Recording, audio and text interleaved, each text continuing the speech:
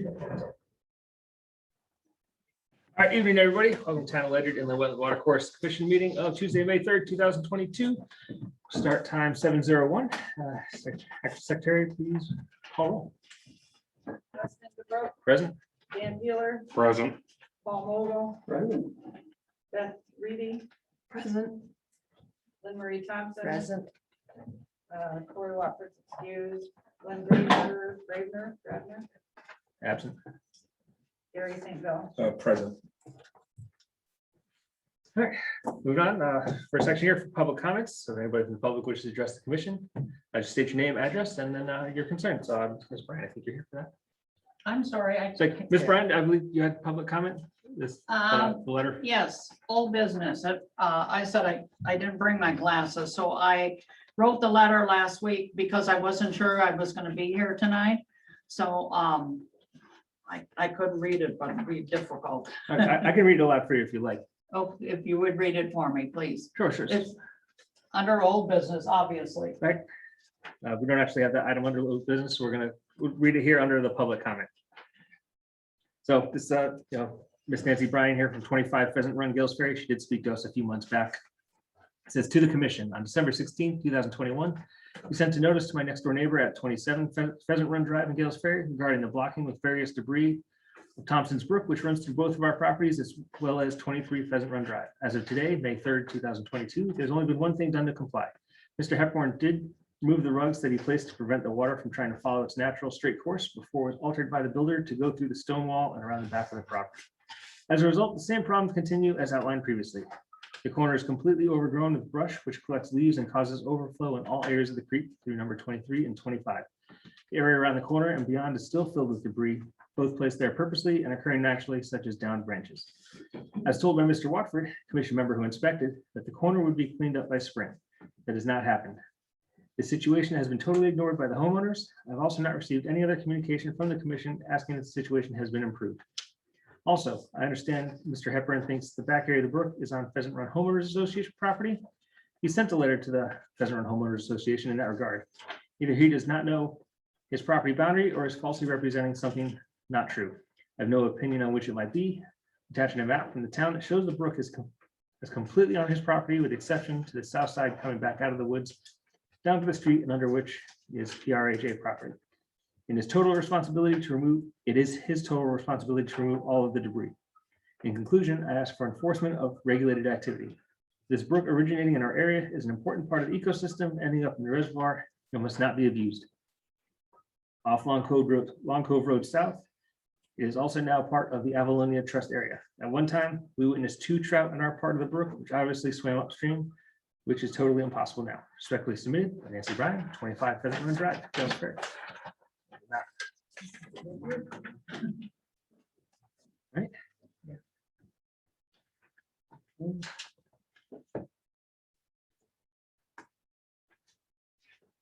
Do you have anything else to add, Ms. Bryan? I'm sorry. Do you have anything else to add? No, just that, like I said, it's, I will add this. We've lived there for 45 years and everyone has been respectful of that brook because it does end up in the reservoir. There was one time somebody upstream must have poured something in it that looked like oil, but that was a one-time occurrence. Other than that, everyone who has lived in that house has been respectful of that brook and kept the waterway clean. And then it goes under the street, comes out on the other side, and it gets bigger and goes through the woods down to the reservoir. And so I just would like to see some enforcement of this. Yes, I gotta tell you, we did, as you stated, we did send the letter to Mr. Hepburn, and he actually came to our next meeting and talked to us about it. We worked with Mr. Watford to clean up what he believed was all the debris on his property. Mr. Watford inspected that, said, yeah, he cleaned it up. From the letter we sent to your homeowners association, we never actually received any acknowledgement of that. That's because I think Jack knows that that is not homeowners association property.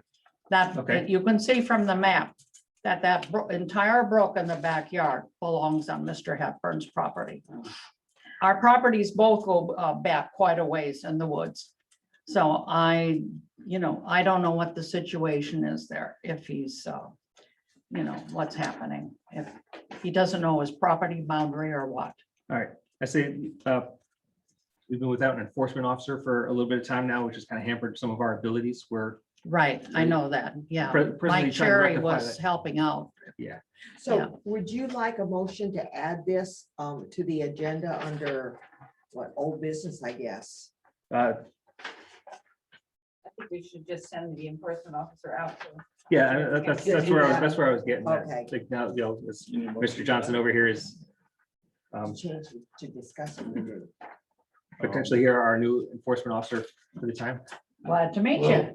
Yes, If I get your phone number, I'll give you a call and put them Okay. out there with them. so we're gonna send the Okay. enforcement My phone number? officer out Eight six to oh look and send to bring a report four back. six four Yes. Yeah. 6854.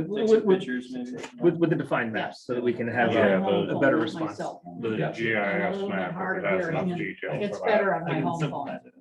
Okay, I'll give you a call and I'll take a walk. I'll run out there and Okay, check it out. okay, thank you. And Ms. Johnson, I know we have Mr. Hepburn's information on file too, from when she previously addressed us, Okay, the neighbor with the property in question. He was very amenable, so I think if we just have to talk to him to explain his property boundaries, so I think we'd like to get a is the good, adjacent property owner? yeah, for number 27. Hmm. This map is a part of the town record too, so, you know, it's something I you agree. should have been aware of. Yeah. You're at number 25? Are you number 25? Yes, I'm at 25, yes.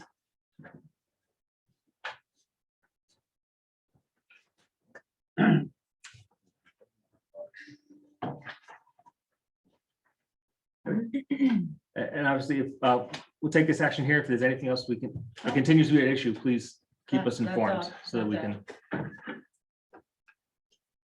So having an enforcement officer here now is, it gives us a little bit more reach. Yeah. So then we would see a report back from the enforcement officer for next Yes, meeting. yes. Good.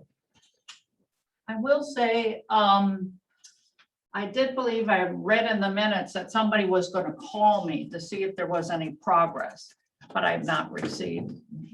Was it Mrs. Higgins or, I'm not sure what the name was.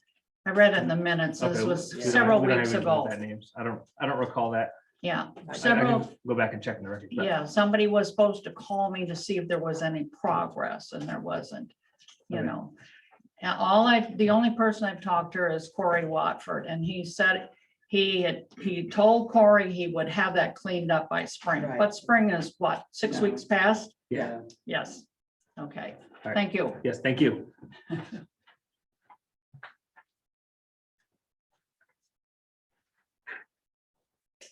All right, you have all the information you need, Mr. Johnson? I believe so, yeah. All right, thank you. I got the file.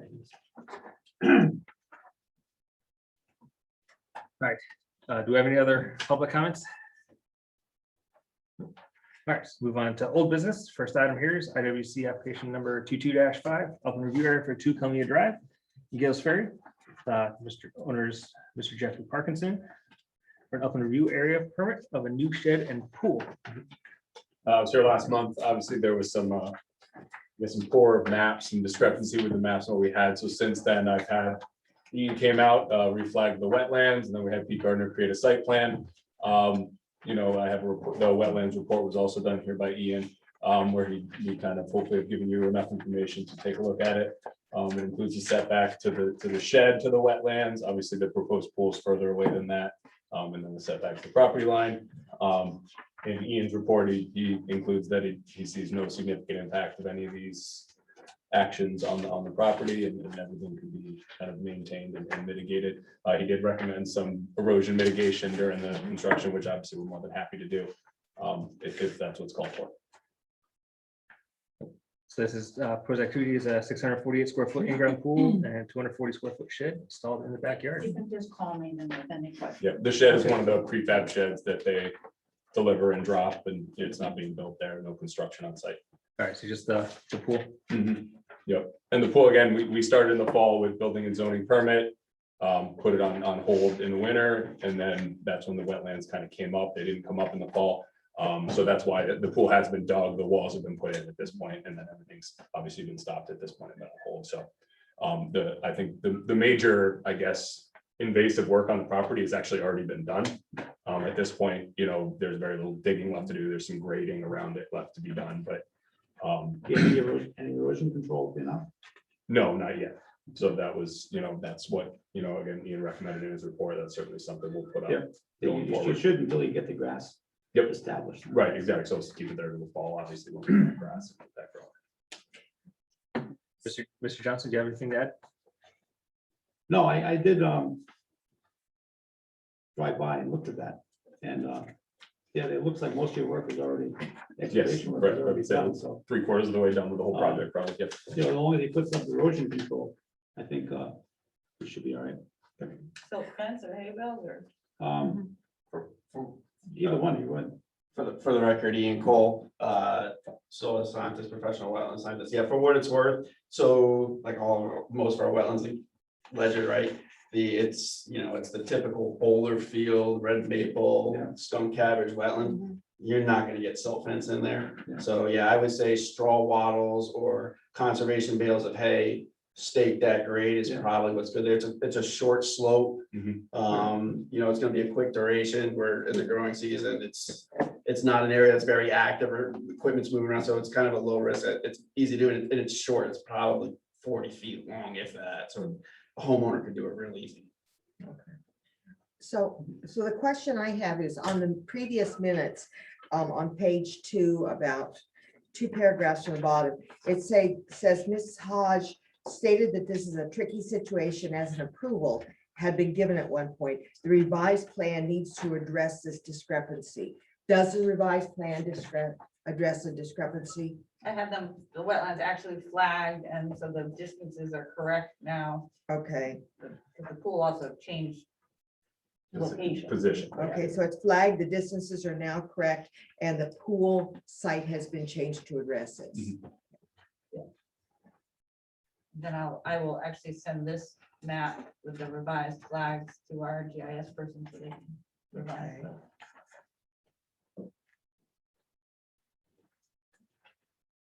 Do we have any other questions, comments, concerns?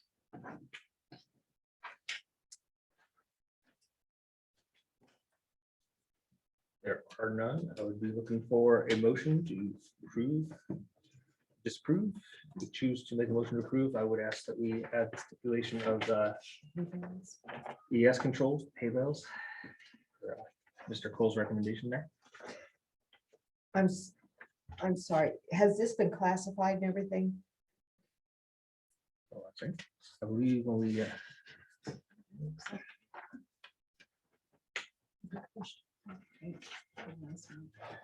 that's right.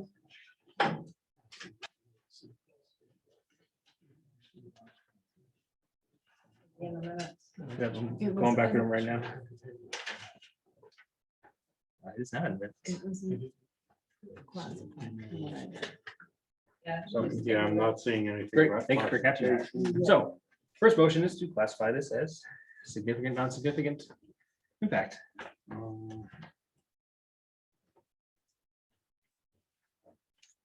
That's not significant. Yeah. So your motion is to classify it as My not. motion is to classify it as not So significant. motion by Ms. Ribe, classify as non-significant impact. I'll second it. Second by Mr. Peeler, all in favor? Aye. Aye. Aye. It's unanimous. Is non-significant. Next motion. Looking to approve or disapprove. Ask if we choose so to approve at ES controls. The hay bales for Mr. Cole's recommendation. I move to approve the application with the addition of,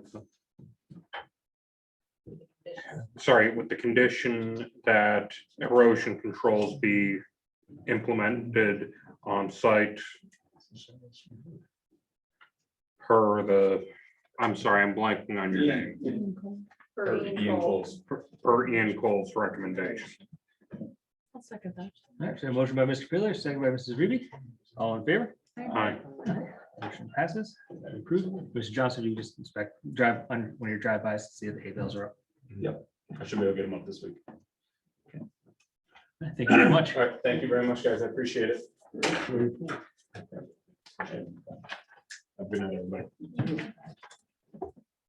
All right, next item on old business is IWC number 22-6 for upper review of 1954 Center Groton Road, Ledyard, Connecticut, owner of Mr. Brendon Coen.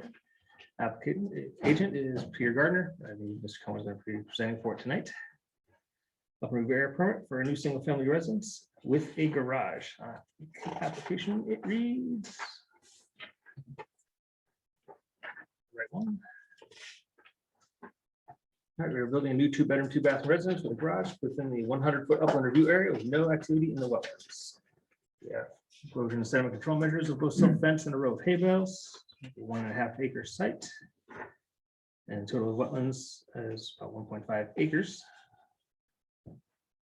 Mr. Cole? Good evening again for the record, Ian Cole, professional wetland scientist, professional soil scientist. Here tonight with Mark Coen. I worked with both Pete and Mark on this property. I flagged the wetlands here earlier this year. And so here we have an existing lot of record. We've driven all by this like 500 million times. It's at the intersection right down the road here across from the library. Fairground kind of exit is like over here. You got some drainage. There's a big DOT kind of drainage swale that runs here.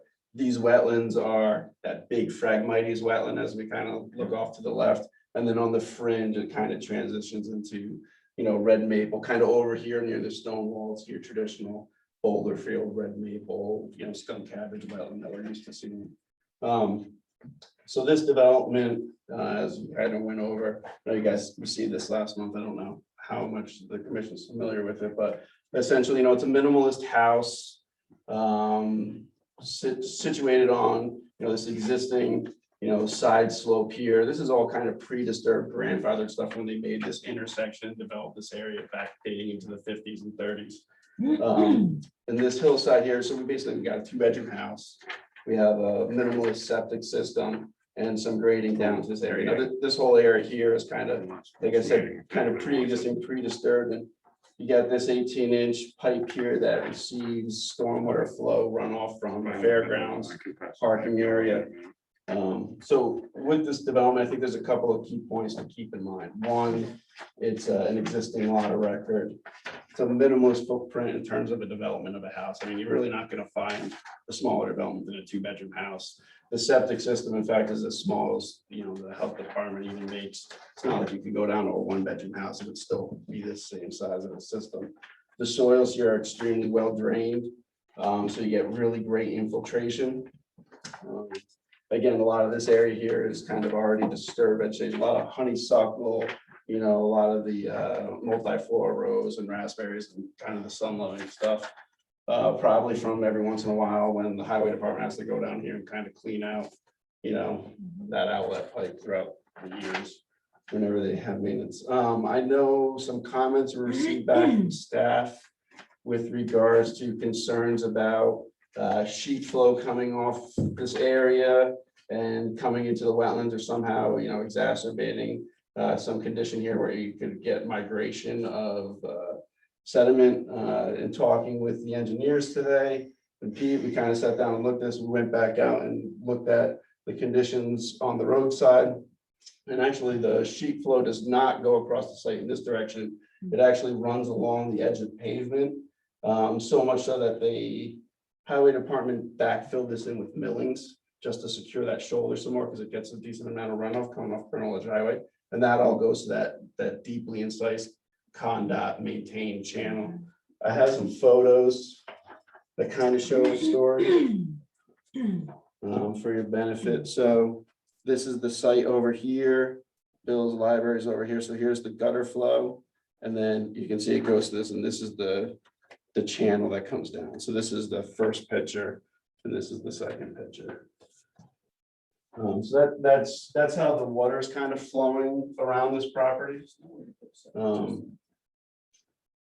Also, this is this conforms to all the zoning regs, so there's no variances needed to build this. This is a conforming meets all the zoning requirements for this lot.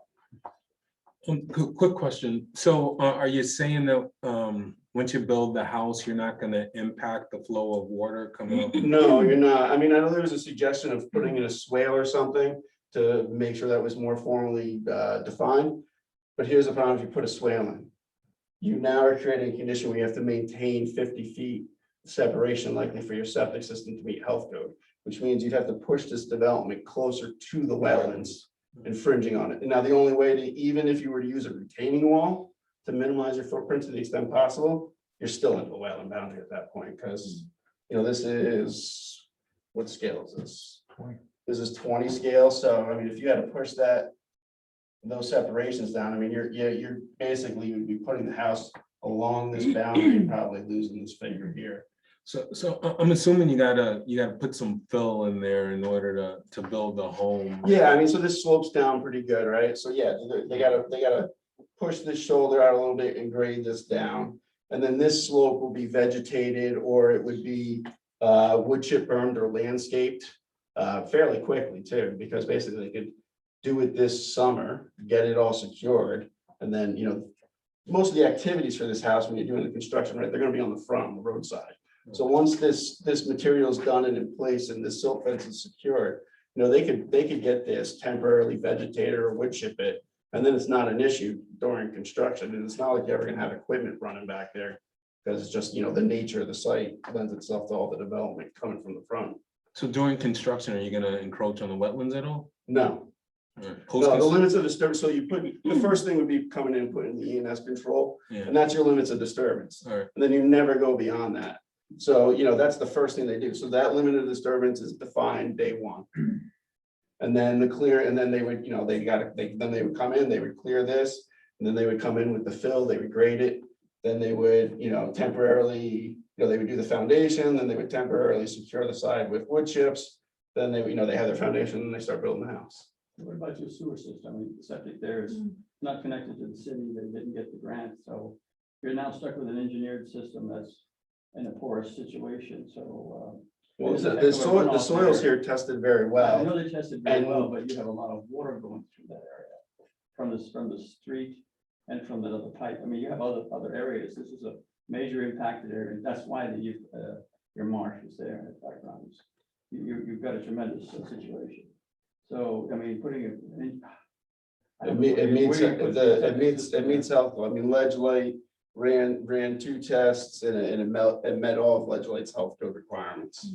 I mean, Ledgelight was the people that performed the test, right? They're the ones who approve all the stuff. So it meets their health code requirements.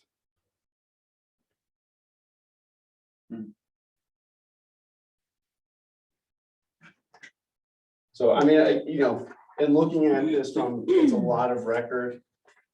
It meets zoning requirements. It's a minimalist footprint.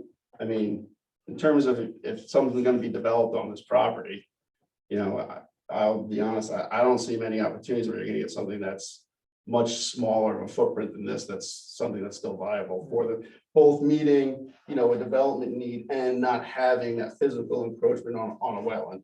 And keep in mind, you know, not to suggest that, you know, downplaying it here, but, you know, this is a pretty major thoroughway here, right? This is an active zone. You know, we're not talking about, you know, a wetlands, you know, that's a tier 1 wetland up in the landscape. I mean, this, not that it's a roadside wetland necessarily, but it's a historically impacted wetland, and this is a zone of what I would call, you know, high activity. They park on the side of the road there too for the Ledyard Fair.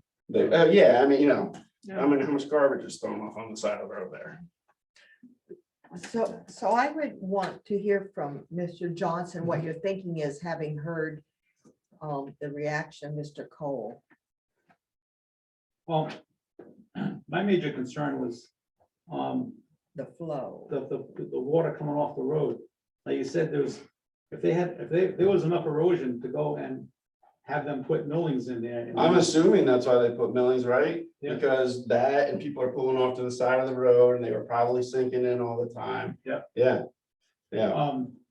But are you doing anything to mitigate that flow of water coming off there? So no, I mean, that basically in talking to Pete Gardner and their team, you know, they're not changing the flow dynamics in their opinion. They're not changing the grading in a way that they're, you know, contributing to it in a significant way or blocking it or changing anything. So basically, more or less, it's the maintaining kind of the existing condition. I mean- It comes across the front of the property? Yeah, well, basically, the way the road is crowned here, yeah, it basically comes, it's such a subtle, maybe- Forward? Yeah, yeah. Mr. here, I don't mean to interrupt. yeah, no. Here's the actual drain right here. I know, but where And does it it come comes, the from? millings are all right I along mean, here. it literally just sits in that zone of the millings, like a Right, so foot when you off the put in a pavement. driveway, what are you doing with those millings? Exactly. So they say the way the driving is, it's just gonna go right over the driveway entrance. So where are There's you no putting the grade house? change. There's no grade change. It's flat there. So it's running. It's gonna along run, this it's gonna drive. run right over their driveway entrance. Stay where it is. So, I mean, where's the house gonna be going and the driveway? I I mean- don't see it on this map that they're presenting. That in that little neck there, that's a little bit higher than the rest. Say that, where's the driveway gonna come in? So if you, But to you make know. a driveway that's conforming, you're gonna have to fill that whole area underneath Yeah. the driveway. Right. So it's not gonna go. There's not gonna be any pipe in there or anything, or? They don't have a pipe proposed right now. And what is the setback when you put that house in from the wetlands? Is it under 100 feet, 75 feet, 25 feet? The house from the wetland boundary, when you're done with it? Yeah, It's it's like 20 feet. it's probably 60 feet in that ballpark of 60 feet from the wetland boundary at its closest point. Well, I still wanna hear more about that driveway up top, because if that driveway becomes an effective barrier, then the water on this side of it, where is it going? Yeah. Yeah, so we're talking like the millions are there to prevent erosion from the water on the curb. Like now you're adding a driveway, plus we're changing the slope to accommodate the house. Like this is all, maybe not affected now with the way the landscape is. Once we add all that fill in there, it's like, what's gonna change? Yeah, no, I hear what the commission's saying. I mean, admittedly, I'm not a designer. I only talk to them. I mean, if what we're talking about here, from my lay perspective, would be, a conveyance of a simple drainage pipe would solve the situation. But I guess my question to that is that considered a conveyance or a swale that would then create that hardship with the health department pushing everything out? Well, You know. we graded it for a reason, so that's. So that why it we wouldn't kept impact everything- it. Kept everything away from the existing, so that it wouldn't erode any further. It would all That, follow down. that was a that major swale. thing when they were looking at design. It was just like, how can you do this and kind of keep it shoulder side, with basically a garage with an apartment above it. And have something without a physical encroachment onto the wetlands. And part of doing that was really maintaining and not moving as much material around as possible. And to do that, you got to kind of keep it at grade. In this shoulder, as kind of demonstrated in those photos, it is flat and these things are very subtle. I mean, I'm going off what the engineer is telling me, that they took a look at this, especially with the comments that they received. That's a paved driveway. And it just looks like you're putting a dam right across the flow of the water, once you put that in there.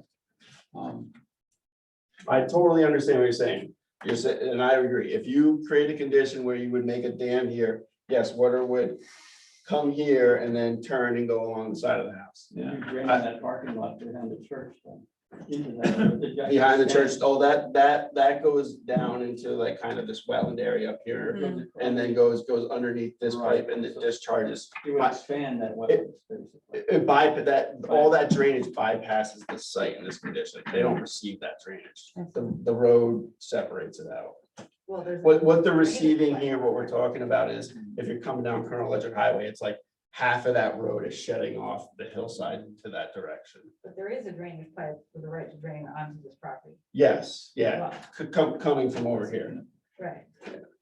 But still talk to us about the water going this way across. How is that not creating a dam?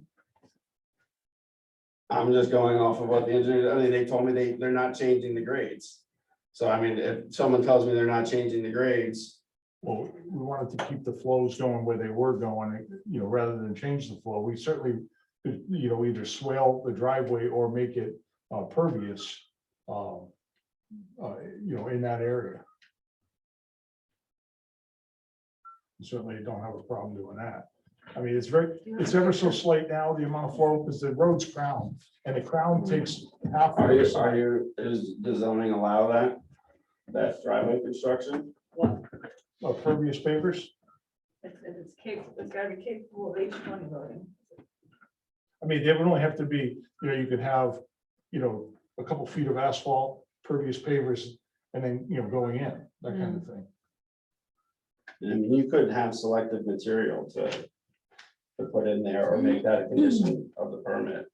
You got to- You could certainly make, you know, the apron of the driveway has to be of a suitable material not to affect the flow dynamics of the shoulder to create a condition where, you know, you're either unduly exacerbating or damming, you know, the flow path to where you start creating, you know, an effect of erosion on the hillside there. But I certainly do think you could have a medium there to mitigate that. I mean, they got a lot of different materials out there for road I construction. certainly don't want to have water backing up. Right. Yeah. I mean, essentially, if you want to think about what you're kind of making, I don't know, for me, I'm conceptual, you know, like a storm fjord, you know, like what they do for a lot of construction of roads and stuff as alternatives to putting in pipes. I've seen in 20 years though, living here, that pond is going up and down about a foot, at least in significant rainstorms. And I don't know, you can get an awful lot of water in that catch. It's called, actually, you call it wetlands, but it's really looking like a catch basin for the center of Groton Road and for the Colonel Legend Highway. In the house there is asking for problems.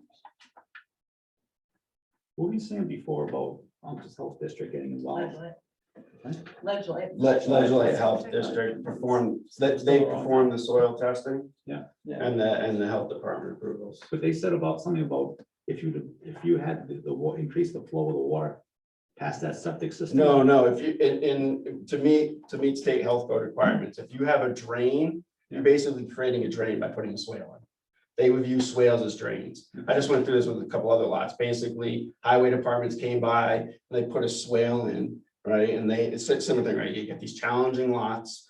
Then they find out like halfway through discovery that there's a roadside swale, and then they got to push everything out because it can't meet health code requirements. And then the health code requirement becomes the driving force for where you can position stuff on the property. So you have to move your septic system. You have to move that septic system 50 feet away from a drain or an open water body. And then you become a condition of where can you fit it, because they may view, sometimes they view wetlands as 25 feet because they won't view it as standing water. Sometimes they just ubiquitously say all wetlands are standing water and go 50 feet. So now you're talking about having to fill to take the wetlands away to create like, just, you know, now it's just a really hardship to be able to do something that's kind of more reasonable. So, I mean, I get it. I mean, it's a challenging lot, but it's a reasonable proposal for this lot in the manner that it's shown. Those gonna be brought in on an as-needed basis? It would be brought in to meet this as is designed. You're not gonna store it on the site at all? No, I mean, there is no room for stockpiling. It's basically gonna be, you know, load, you know, this is gonna be all live work, I'll call it that, right? It's not like someone can't come in and just dump a bunch of material because there's really honestly no place to do it. And, you know, this might, I mean, really in the scope of development, it's really not a significant amount of fill, like for a contractor or a construction guy. A couple triaxles of material, they're gonna bring this material in, you're talking a day. Yeah. A day, I mean, it's a day's activity. And when you're talking about construction and impacts, I always look at like, how long are you gonna be doing this? Because the longer your site's open, the more risk you have for all that stuff. So if they're coming in here, they're getting this done in a day, they're coming in and, you know, in a week, the foundation's in, you know, in 3 weeks, you got wood chips back on here. So you're talking a 3-week exposure in July and August in the middle of the growing season. So that's why, you know, those cumulative factors make it a reduced risk for, you know. What about those trees? You're clearing all those trees? Oh, yeah, I mean, anywhere where there is grading is that's the clearing. Basically, if you took this line here, the silt fence, where the grading is, it's basically clearing that's needed for the house for the grading around the house to maintain a house. And then the clearing for the septic system and again, the grading. So you don't think clearing all those trees will have an impact? I know when we cleared it at my house, we now flood every week. Have an impact on what this wetland here? This is a very large wetland, a very large wetland. One of the main principles and function of that wetland is floodwater attenuation. This is really considered a postage stamp lot. I mean, you're talking about 1,500, 2,000 square feet. And, you know, the footprint of impervious surface that you're introducing is 1,000 square feet. I mean, this wetland's gotta be 75 acres. You could probably rebuild Foxwoods here and this thing could suck it up. I mean, this can take a tremendous amount of water. This is, you know, de minimis in the grand schemes of how it's gonna affect the hydrology of. Definitely enhances the erosion. Well, listen, On that trees slope. are gonna be down Right. and then the ground is re-secured with lawn, landscaping, you know, which, you know, all that stuff. So it's like your yard, right? You take the trees down, you secure it, you don't have runoff. Yeah. So that's why it's like, you know, you get it vegetated, you have your silt fence up. Once this is all established, you pull the silt fence up. And then you have a site that doesn't have bare soil on it at any point in time that becomes a negative effect to the wetlands. In fact, you know, I had talked to Mark, he said he was even willing to, you know, once this first core activity happens, we'd be happy to come back and just report back to the commission with an inspection report to demonstrate that, you know, hey, here's the silt fence, here's how everything's looking, you know, and from based off of that, you know, I mean, it's kind of almost like inviting, like, you know, someone to come check on you for a violation. But, you know, Mark, to his credit, said he's willing to do that. You know, he wants to keep this a nice and tight site too. Out of curiosity, the septic's gonna be going into the film material, correct? Mark, you probably. No, the septic actually is gonna be just above original up.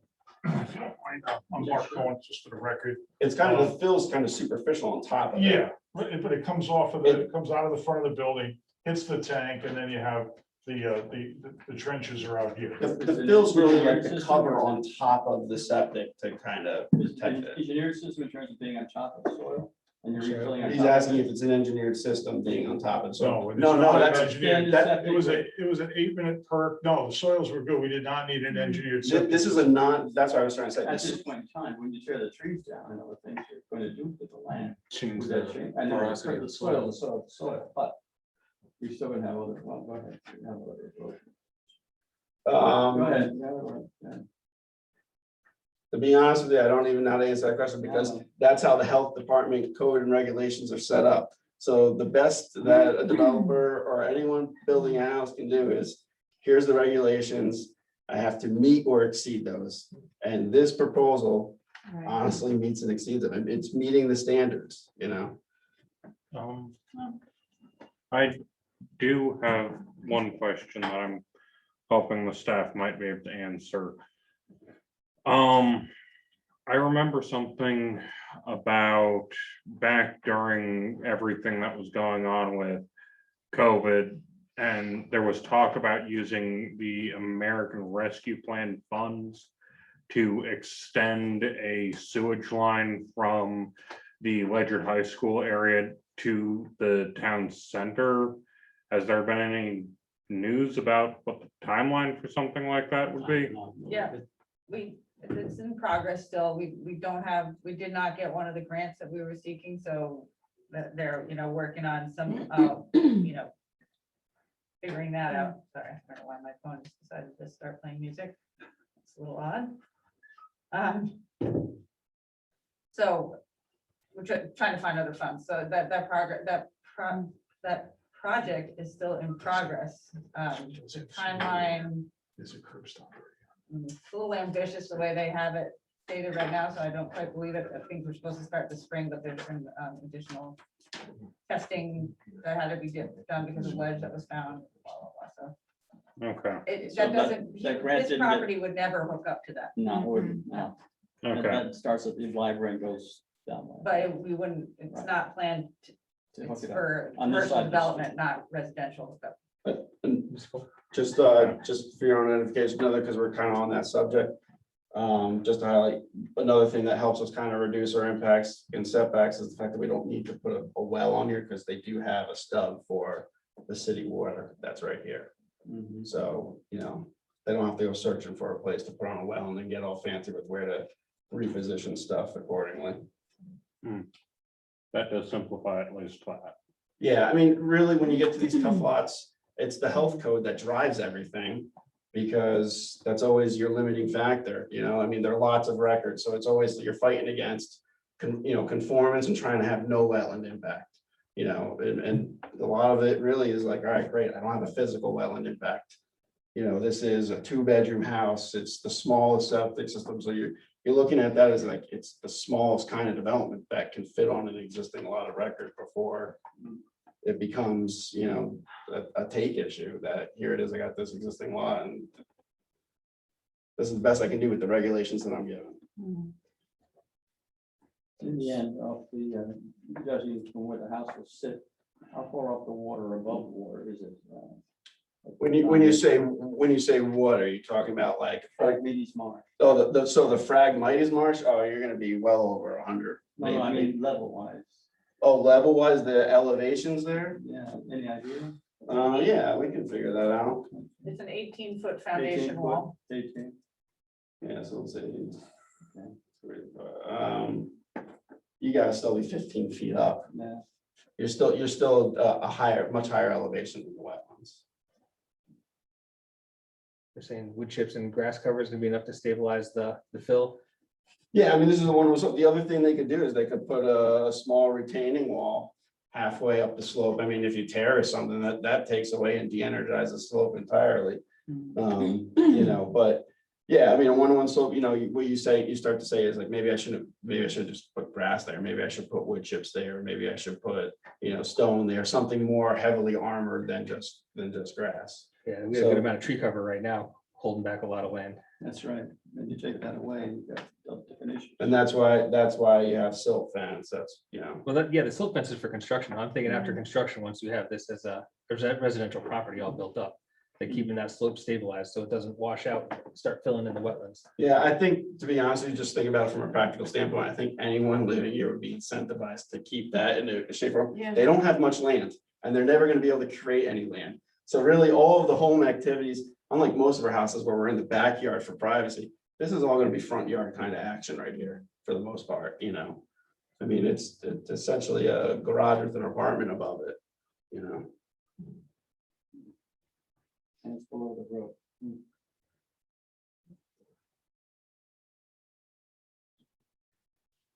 My opinion here, just think, looking at the plan as it is, I'd like to see something more substantial to hold back the fill area.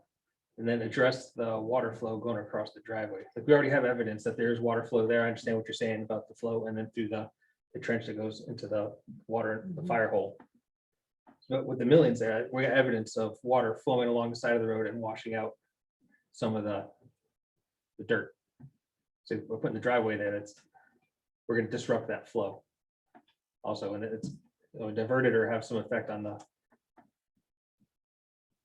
existing.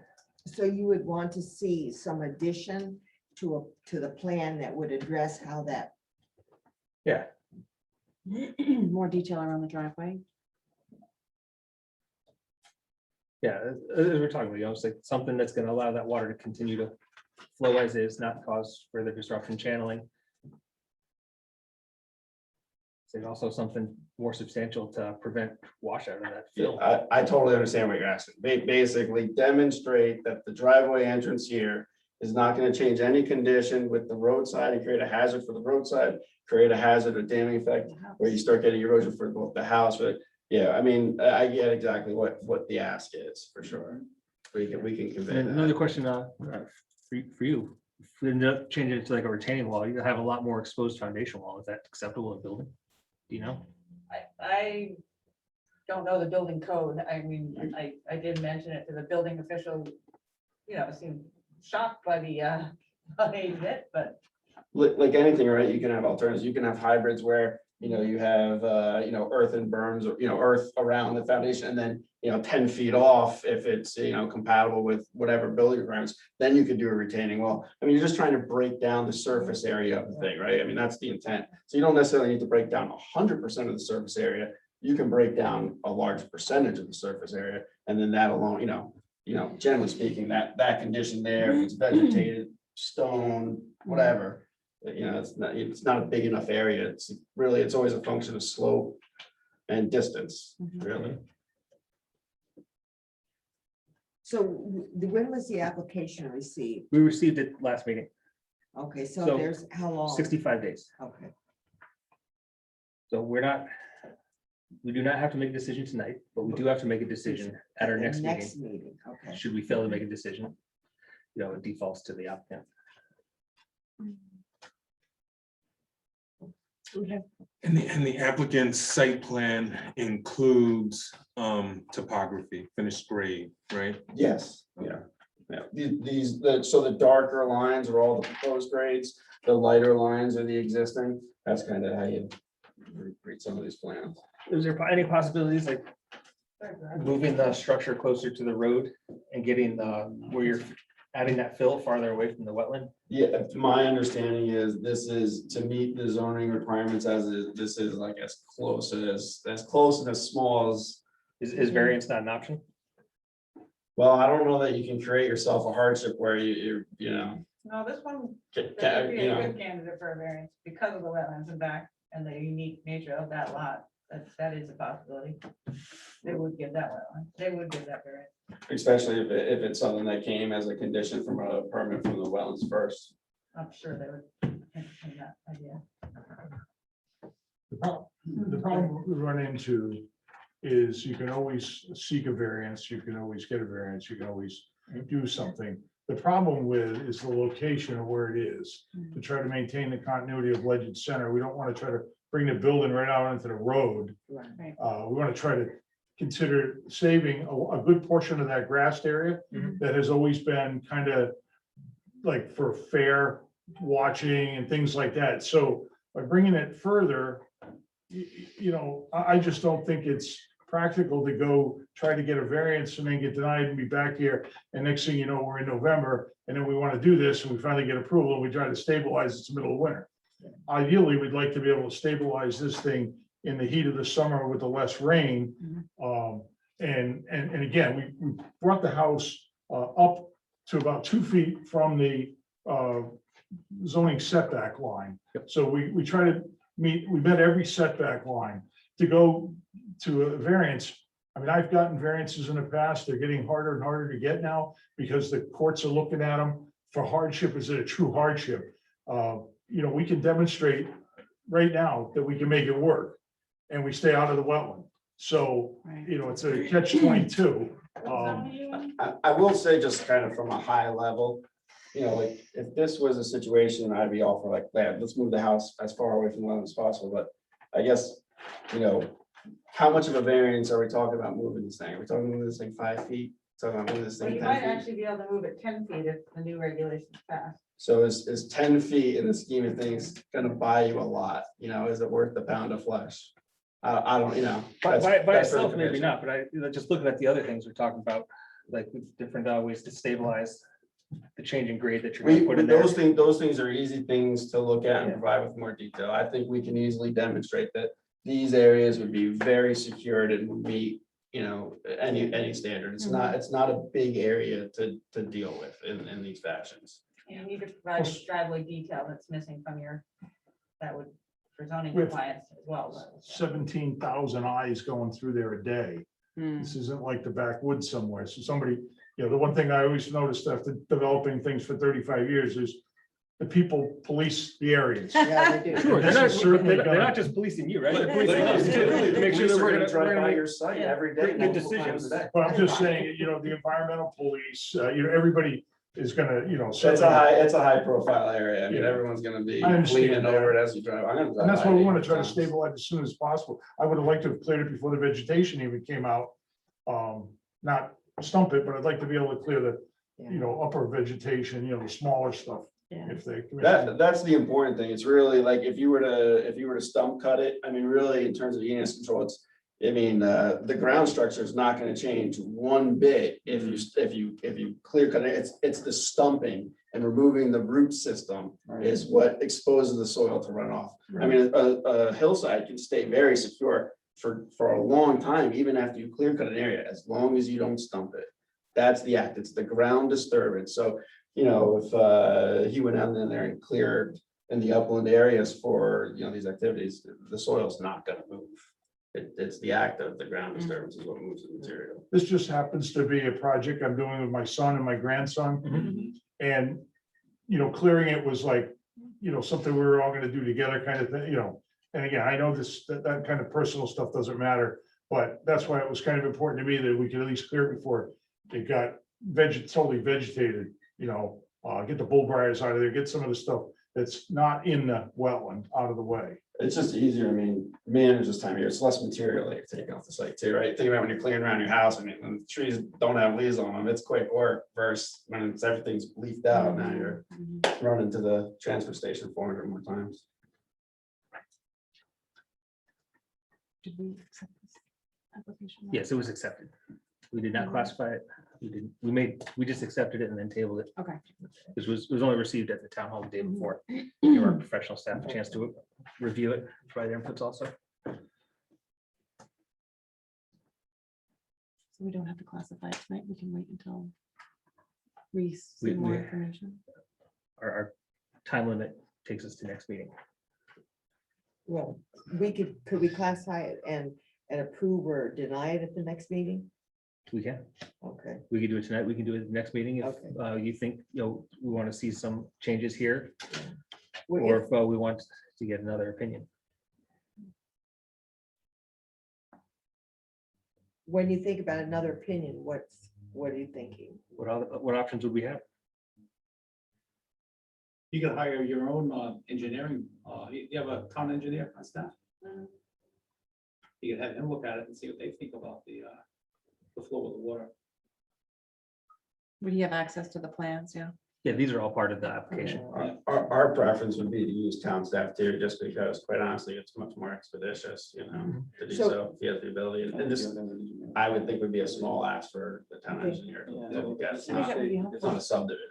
All around. Certainly goes by. It would be helpful. all So around. if Yes, it you grab would, lunch. if it would be possible to get Steve to look at it within 2 weeks, get word back to the property owner what his thinking is, and if his thinking demonstrates any sort of concern about the water flow, that then you have at least a 2-week opportunity to address it when you come back. I think this issue, I mean, it's an issue, right? But at the end of the day, I think it's a quick resolution I think everyone could come to. So, yeah, if Stephen Aslan could look at this in the next 2 weeks and get word back to us, I think very quickly, Pete Gardner and everybody can take a look at this and I do know get something formalized for you guys to get it, off your plate. Pete did reach out to Steve. I was there. Okay. And Steve had no comment at the time, so he Okay. had not been asked to do anything. Yeah, either. so We reached out to him just because. Maybe wanted to try to informally, talk. I mean. That's he's the reason obviously that's the reason I had familiar, Ian yeah. here tonight to try to quantify No, I everything. appreciate Mr. Cole being here Yeah, tonight. it is Yeah, really you know, He's able to at address the many last of your meeting, I concerns. couldn't answer all the technical Yeah. questions, so that's why I had Ian here tonight to hopefully, I'll be able to answer all the questions rather than have him come all the way back from Waterbury. And Ian used to be on this commission. Yeah, I sat here for like 5 years. In the olden Long- days, long time yeah. With Fred Allen Jr. when Fred. Yeah. I lived in town for 15 years. Moved out 15 years ago. Okay. So Michael, you're asking to provide some detail about slope stabilization and the driveway. Well, 2 The- weeks, the- 2 weeks, have Steve look at it. And if Steve concurs that there's an issue, then to go to the property owners and ask them to address how that might be dealt with.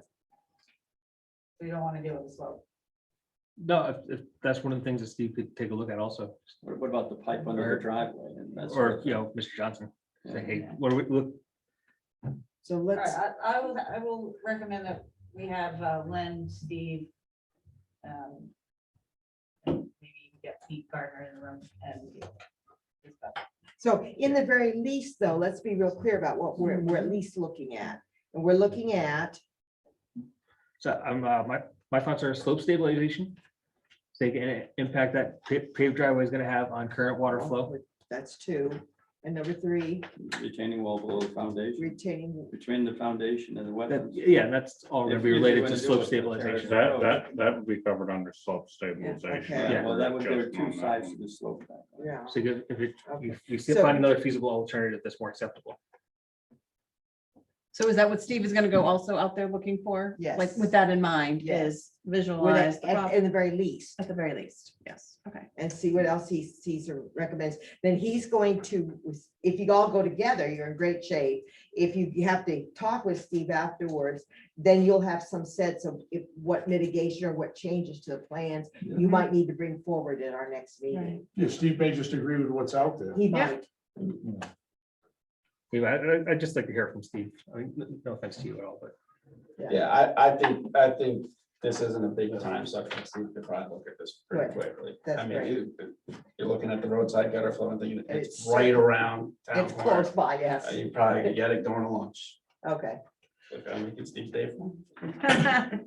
So I'm just checking to make sure I understand. So the deliverable for the next time the commission meets is gonna be one of two things. It's either gonna be a document from Steve that says all is good, or it's gonna be a revised site plan with some additional details as requested. Or the same site plan with additional details. Yeah, Right, yeah, right. yeah. Yeah, I don't think we want to revisit another application. We'll do that. Either way, the one detail that needs to be hashed out that I'm hearing from the commission, irregardless if Steve likes the crossing or wants it modified in some way, is a more definitive what the side slopes of that's gonna look like to demonstrate to the commission that it's gonna be stabilized.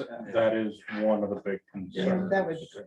And not taking, variance is not gonna be Yeah, the, If the recommendation was to move it up closer to the road, I'm just saying that the ZBA would likely give that variance, that's all. yeah. Because if they didn't, it would be a takings effectively, so they Yeah, so don't have to. it sounds like Steve's input will weigh heavily on the decision of Right. what's done with that and then the kind of, But I would just ask you to bring the driveway detail to that meeting so we Yes. can make a decision of whether or not the driveway is gonna have an impact, or if he's recommended some other material or design. understood. Yeah, I can see Steve saying. I moving need it 10 more feet up information to even tell you what. along with the other changes makes it a lot more feasible. I don't want to limit the options to that in that meeting. right. Those are our concerns at this moment. Thank you. Thanks for your time And tonight. just Thank for everyone to just bear in mind that when we meet on this next time, we do have to make a decision on it. Yes. Yes. So. Please, when you come next month, come prepared to like review all the information so that, And we're deciding significant or not significant. we'll need to decide Yeah, significant, and- not significant, and we'll also need to approve or disapprove the Approve. application. And Okay. it's in with revisions. And if there's an official's report, it would be good to have that in advance. Right, that's why I asked, like, Thank you you. know, we review all those materials as changed as, Mr. Johnson, Mr. Yeah. Razzak can provide. The sooner we can get those materials, the better. I'd suggest The we feedback. all make some kind of notes with regards to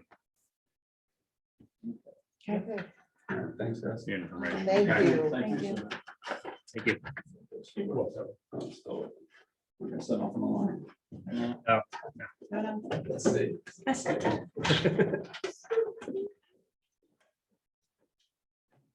So Continue on to new business.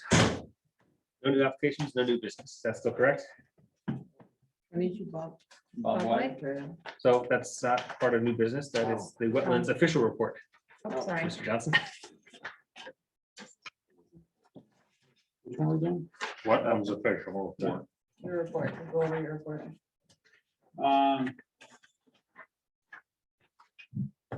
Well, first of all, I've been doing this in Preston for a lot of years. And so I'm trying to see what the differences between how they operate in Ledyard versus in Preston. So I'm trying to get some of the procedures down. So this is a little bit different from what we had before. So the first two items, the Parkinson, you already approved his, and then Brendon Coen. The only was Bob White Trail. They want to put a deck around the above ground swimming pool. And the impact of putting a deck around it, above ground pool, very minimal, so, I approve that one on the second. Didn't have to sign. No, I didn't have it signed. And that was the only three things that I had, that I got kind of started on this just last week, so I'm kind of, Understandable. trying to get everything in line and get my ducks in a row, so. So basically, if I can just add, so we have a zoning permit form that has a wetland screening on it. So that's, to me, says, we get this permit in, I give it to him to look at, he tells me whether or not it needs anything. Yep. So you might say, yep, that needs an upland review permit that I can sign off on, and that we would get this. Mhm. Or you say, oh, I'm not sure, I think I want the commission to see that it's still an upland review permit that, unclassified, that you look at and then you classify and Correct. determine what happens from there. Is that the right process? Am I Yes. getting that right? We kind of started that conversation before the meeting, Mr. Johnson. What is this classification thing? That's something. So in our regulations, we look at significant, non-significant, or what's the third category where, As of right. as of right, thank you. Okay, So it's like if we determine significant impact, for example, like somebody wants to come in, they're gonna fill wetlands to, build their property on there. Yep. So we determine a significant impact, it requires a public hearing. Oh, okay. If it doesn't, then they can. Yeah. They can sign off on it. I mean, they can approve it without the public hearing. Yeah. And then they wait 2 weeks because somebody, or you wait a month effectively because somebody can petition a public hearing. So you have to wait 2 weeks to let somebody do that if they want to. So effectively, since they only meet once a month, It's, if they, even if they approve it, or going to approve it, you have to wait. So, Mr. Johnson, is this the first meeting you've been to? In Ledyard, yeah. Okay, it's my first time meeting you. I didn't even know we had a new official. So. This we this prob- this was all kind of spur of the moment. It was, Okay, so we probably should introduce ourselves and then just hear a little bit about, you say you're from Preston? yeah, well, I'm actually from Oakdale now, but Oh, okay, I still do. My name is Len Johnson, by the way. okay, So, I've been doing this in Preston. I was a resident of Preston for 29 years. And, I was the original member of the commission. We started in 1988. okay. So I've been doing this for 34 years. I've been, commission member, commission chairman for 6 years. And then, I was asked to take when our enforcement officer got sick, to take his position. So I did that about a good 20 years ago, probably. Oh, wow. So now I'm doing the enforcement part of it. So I have since moved to Oakdale, but I still work for the town of Preston. Okay, Fred Allen talked to our first selectwoman and said, I know he was kind of looking for somebody to do this stuff. So he asked Sandra and Sandra recommended me. So Fred called me up and this just went, I guess it was 2 weeks ago because he was on vacation last week. So it was all kind of spur of the moment type thing. And I got, started taking this over, but so I'm trying to look at, we have some different procedures and stuff. I do a report in Preston too. But it's a little bit different. It's not as detailed as this one is. I also have, I was trying to ask Justin about how much leeway I have to, because like in my other job, I hate to keep relating back to that, but that's what I'm used to doing is what I was doing in Preston. But if anything was in a upland review area, it automatically went to the commission. I could sign off on other things that were, not very invasive or anything, but if it was in the upland review area, they wanted to see it. So, and you're saying yours is a little bit different, where if I say this is like the above ground swimming pool, I said that's in the review area, but there's not much impact to that. So, soil disturbance and such. So I can sign off on those type of things. That's correct? Mhm. Okay. Yep. So that's more leeway than I'm used to having, so. But if you don't feel comfortable, if Right. you'd like to bring that to the commission, just to get a sense of how we do things, Yep. feel free to do Mhm. that. Okay, You know, we're here to help you as much as you're here to help us. yeah, Right. so. But, So welcome. thank you. Yes, and you've not met we've met Justin. Yes, An hour Can ago. we just introduce ourselves? sure, How you doing? My name is Gary Single. I'm an alternate member. okay. My name is Daniel Peeler. I am a commissioner. Justin wrote, an hour ago, had a little more detailed discussion. Yeah, yeah. Beth Ribe, I'm a commission member. Lynn Marie Thompson, Okay. obviously a I'm commission Paul Maugle, I'm member. a And commission Paul. member. And Okay. you're the vice chair. I'm a vice chair. He's the vice Right. chair. Okay. And Lynn Marie's been here for She's been the ages. chair 30 for a years. long I time. think I was I've 30 heard years. that, yes. Yeah. I don't remember how long I've been here for, but Don't worry, I don't remember how long you've been here for. either. once a month. It could be 20 years. I don't Oh even my know. goodness. Well, welcome. I just felt strange. I thought I was the only person who didn't know you. I was gonna ask after. I had heard a little bit about it. I haven't gotten somebody new, but Sorry, maybe we should have started the meeting off with that, but we just jumped right in, Jumped and right in. Yeah. That's how we do things. around cleared the here. room. Okay. Okay. So I'm, I sit at home and I read some of these applications and, your forms are different and some of the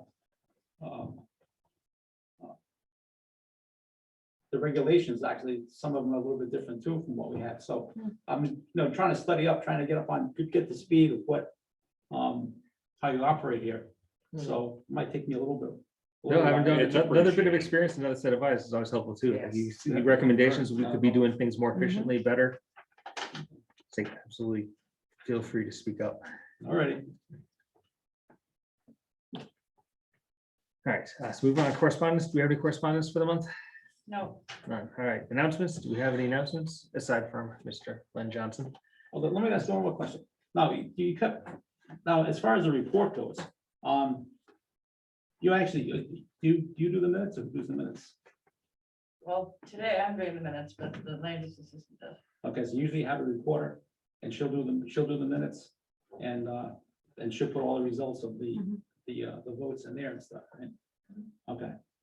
So my report is just ones that I looked at and like, for instance, when I meet with these fellas on the, so Yeah. it just explains what I did. If you have something that's more involved, instead of keeping it like the wetlands official report, like you attach it as an addendum to the application. Yeah. Yeah, you can do a review of the application separately. So like typically, like last, like Mr. Cohen's here, it's like, hey, he'll present his proposal. Next thing I do is I'm gonna look to you for the town's opinion on Yeah. the application. Prior to. But it. you want recommendations on the report too? Like I did put a few things in here. and it was good. We've done that. This was Yeah, I really like well that. done. This was I like helpful. that. Yeah, This was really good. I kind of took, Julia sent me some copies of some of the other ones and Mhm. I kind of like pieced them together and kind of, This is really good, especially if we can have it like ahead of time, like on at least a Monday for a Tuesday Yeah. meeting. Because then as we prepare, that Yeah. lets us kind of double check Yeah. what you're recommending versus what's in place. okay. And if there's a complaint, if there's anything we know about it. So this sort of thing is really helpful. And just think about what would be helpful to us. To have your kind of overview of a particular application, if necessary, if you have anything to say. If you don't need to. Update on any complaints, because we sometimes get calls and stuff like those anyway. Oh, And then just anything that you think would be helpful for us to know. And then your boss would like to see Yeah. your site visits and any URA permits that you receive. Yeah. Yeah. Correct. So you want those included? Okay. But this was good. It was basic points and quick to read and easy and nice. Well, I said I've only been actually, these are the only couple that I actually looked at, so. Good. I try to put something meaningful in there, so. It's good. It is appreciated. Thank you. Yeah, I agree, especially the key takeaways you left at the end, saying whether you agreed or disagreed. and then what Yeah. the recommendation was. Any additional announcements? None? All right, move on for minutes approval. Are there regular meeting minutes from 5 April. We've all had the opportunity to review them. They were in the packet materials. Looking for any changes, modifications that are necessary. And Lynn Marie made some changes. Did you make those changes? No, I didn't. You didn't want to make any of those changes. I wasn't here. I have no clue. Oh. Which, what, excuse me, what date? Tell me what It's date. the April 5th. You were talking about that tricky situation and the project, Oh, okay. the Kalmia Drive. Oh, but no, I just wanted You didn't want to- clarification. okay. It You doesn't didn't need to add it. Okay. I just needed the clarification. So that was good. Yeah. Keep it straight. That's good. So we're looking This for a is the one motion that- this to is- approve, right? approve or approve an amendment. This is all one. We weren't here. Okay, Okay, Paul, wait. Move to approve. Move to approve. So a motion approved by I'll Mr. Maugle, second it. second by Mr. Peeler, all in favor? Aye. Minutes are approved. Wait, who made those minutes? Motion by Mr. Maugle, second by Mr. Peeler.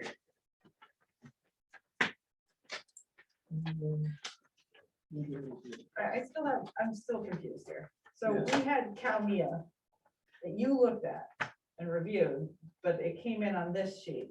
Was it supposed to come in on this sheet because you reviewed it, or do I have him just sign off on it? So we can review the upland review sheets. It doesn't have to be as wetland permit, the official form for us to review. We can review the But upland you- review area form also. That's not what this says. There's no place for you to sign this form. So this application form doesn't give you an opportunity to sign. It gives him an opportunity to sign, or with having checked off, that he can sign it, or that this requires commission review, which occurred. Does that mean that after they pay this $95 whatever, they fill out this and pay another and come see you? We review the minutes. I'll get back to you on that. Or not minutes, Yeah. but our regulations. Yeah. That would be good, because we've gotten new forms in the last, 2 or 3 years, and I'm not sure. I just want to know What the drives process what and how either. much I pay them and who does what notice. Yeah, if you're not finding it clear, give us an opportunity. Yeah. Just look it over. So I'm we not can, finding it clear. That would be good. Yeah. Yeah, Okay. in fact, we may want to make a note about the next time we do a revision to the regs to try to clarify that. Yeah. Oh, I'm not doing that anytime in my lifetime. It only takes forever. So meeting review. All right. There's those points right there. So Mhm. we'll just Yeah. review those regulations as far as Application. applications requirements. Yeah.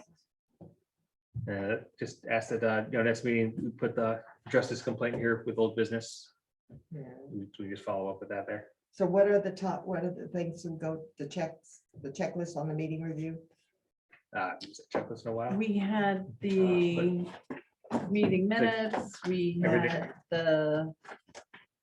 I'll the- see if I can find that so we can reprint those. Yeah, So we did the have- information was provided beforehand. We did send out the, The officials Yes. report. Yeah, but the officials report the day before. make sure we had a Got quorum that. before we came. Yeah, that was that checked? It was. Okay, It's on email. okay, Yep. okay. And we started on time. We started on time. Good, okay. And we had all our documents, Correct. or at least we had notification about what to do about it. Print So your that's own, good. yeah. Okay. So the two things for meeting review are application forms need to be clear what Yes. to do with them. And number two, the officials report at least by Monday. That would be very helpful. Yeah. Okay, Yeah, I don't have any problem. We've actually been pretty good with that. Mr. Mhm. Johnson's just Just. getting in the Yeah. swing of things. But it's very helpful. Ms. Woodlock, the land use assistant, she's now moved over to Yes. be the building assistant. oh, I So- didn't know that. Ms. Hodge there has been wearing So, a multitude of hats. so are we going to In get a town new hall. land use assistant? Yes, Monday. Oh, good, okay. So she's been doing an insane Well, When amount I of work said we there were in the short staffed, town I hall. thought, well, wonder what it is What does now. that mean? The entire land use department has turned over in the past year. Every single human is new Mhm. within a year. So Oh, when I say wow. that's an utter nightmare in land use, it's an utter nightmare to have that Okay. happen. Yeah. Okay, Did you hire anyone doing the GIS information? You were talking about that. I did, yes. Good. Is it progressing or Yeah. are you happy with it? Yeah, exactly. That's a monumental task. Yes. okay, I agree. okay. I'm just hoping that they decide to, I mean, this is, I love having him here, that's great, and it's nothing negative. But I do want that position to go back to a full-time zoning and wetlands person, because even though when you had that function in one person, they are always there in the building. Right. So to answer questions and whatnot, so it's having a separate wetlands person that's not there doesn't help Right. our department at all. And then there's a Except for significant getting amount of some crossover permits, you know, Yeah. that process. helps out with also. Right, But it's not having somebody there to ask, to answer questions or go over pre-applications and say, oh, no, you need this permit, not this permit. Mm. It's just, that position is not a part-time position, and it's a full-time union position, so I'm not even sure how this is happening, but okay. I put in a petition to the union and to finance committee, I guess. That's why I addressed it to, urging them to raise the salary of that position, because we'll never get somebody full-time at that salary that we're paying. Well, I mean, absolutely never get somebody, not even a newbie. They're paying new wetlands and zoning enforcement people $70,000 to $75,000 a year. So that's, and the average rate is 89,000 in Connecticut. Mm. So you're never gonna get anybody at 56. No, Yeah. Okay, It's and a, that's a union position? so you have to petition them to raise the salary, whatever. I don't know what the timeline is here, but it's causing strain. so zoning I is see still that. halftime? Sorry, Zoning is halftime still? Yeah. Okay, Yeah, he just started Not last enough month time. too. yeah. so we have a new zoning person now. This is Sherry, right? Is it- No, he No, left. White Cherry's He building. left? He was just filling in. Oh, okay, I thought he was. So who going- is the new zoning person? John Herring, he's from the Council of Governments. Okay, Okay, He's a regional person, so he's shared Basra, I think. Yeah. okay, But, you know, the push to go regional, that's great for towns that are about 5,000 in population and less. Right. It is not appropriate for a town this size to be regional. And if you're trying to grow your town in any way, you'll never do it with no staff. okay.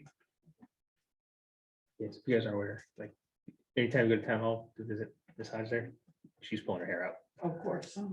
She- Actually, it's it's- gone gray.